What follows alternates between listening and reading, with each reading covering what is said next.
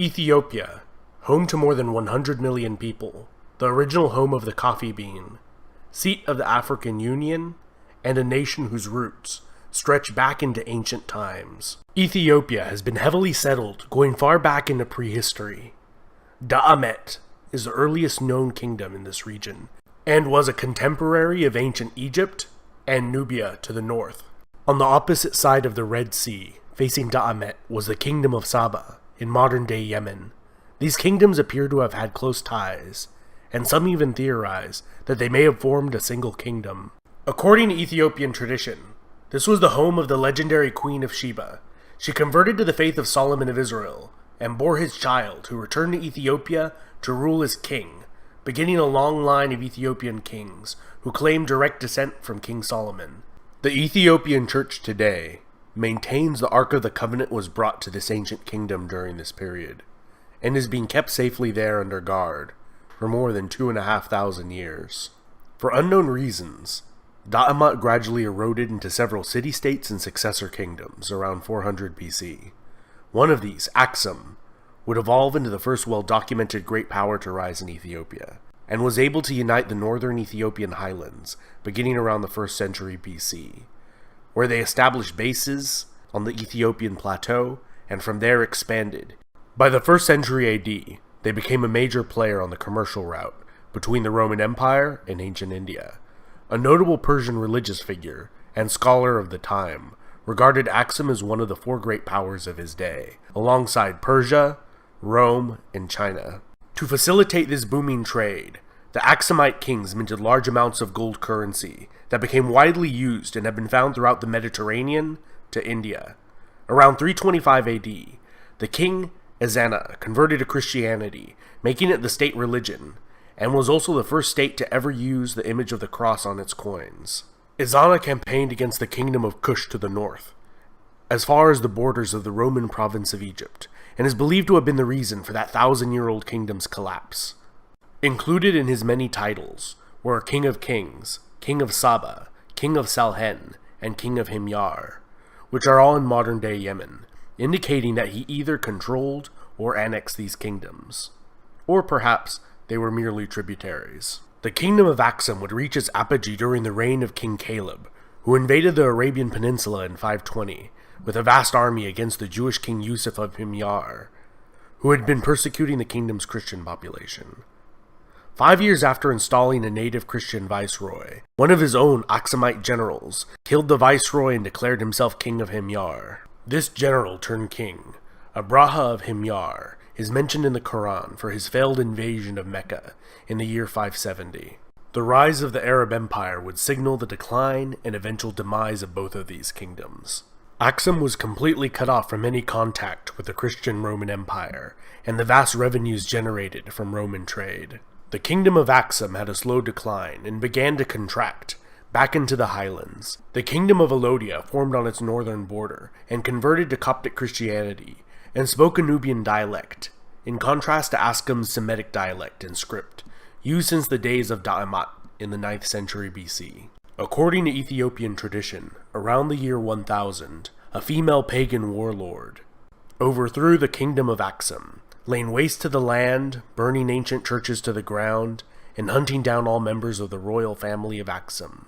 The last of her dynasty, which ruled over a much diminished kingdom, was overthrown by Maratakla Haymanot in 1137, establishing the Zegwe dynasty, although some scholars believe this dynasty was established earlier. The most famous ruler of Zegwe dynasty was Gebre Lalibela, who constructed 11 churches, carved straight from a single piece of stone, and attempted to construct a new Jerusalem as his new capital, in response to the capture of the Old Jerusalem by the Muslims in 1187. Despite the piousness of the Zegwe, they had one thing working against them in the eyes of many of their subjects. They did not claim direct descent from the biblical King Solomon, and around the year 1270 they were overthrown by a dynasty that did claim Solomonic descent.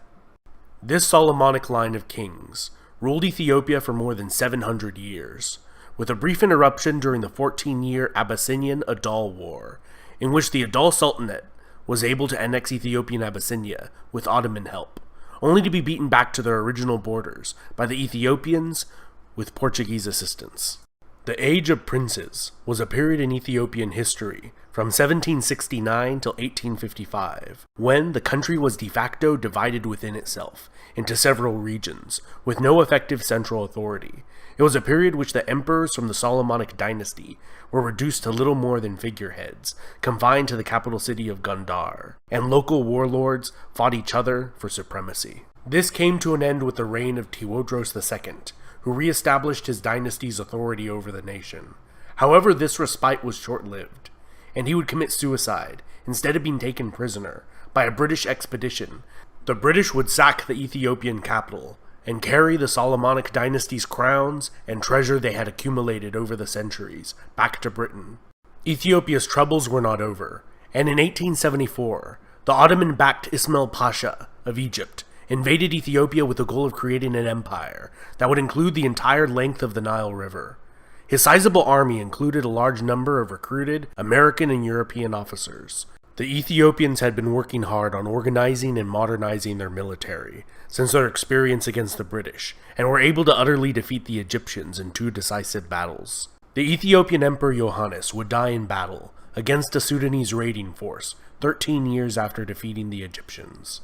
His successor, Menelik II, would expand the Ethiopian Empire and defeat a full-scale Italian invasion. The technologically superior Italians were decisively defeated in a bloody war that they expected to be a casual affair.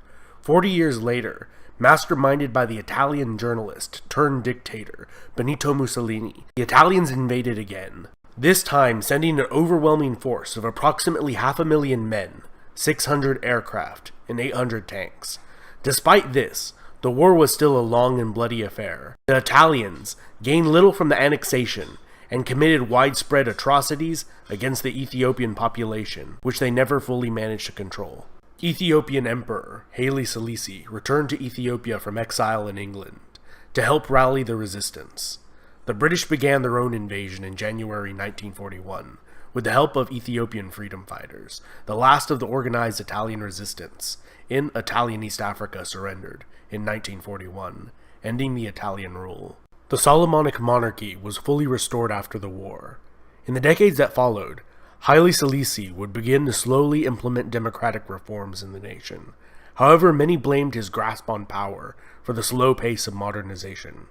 During the Cold War, Selassie received the backing from the United States, and when widespread drought and famine hit the nation in 1974, the aged monarch was overthrown by a socialist faction in the military.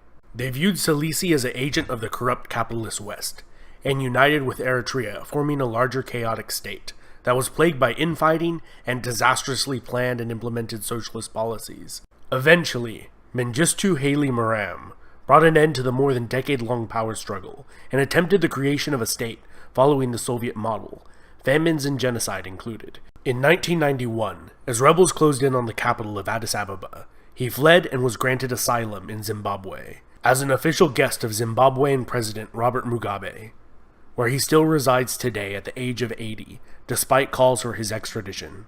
This was followed by a transitional government in Ethiopia, which drafted a new constitution allowing any of the nation's ethnic regions to secede if they ever wanted to. Eritrea did so right away, and the remainder is the modern nation-state of Ethiopia. This has been Epimetheus. Huge thanks to all my awesome patrons over on Patreon who help me with this channel's expenses, and my fantastic subscribers. If you're new to this channel, don't forget to sub, hit the bell icon to get notifications every time I make a new video, and smash that like button. One more interesting bonus fact for you if you made it to the end of the video. The Rastafari religion, originating in Jamaica in the 1930s, regards Ethiopian Emperor Haile Selassie as the second coming of Christ and the embodiment of Jah on earth.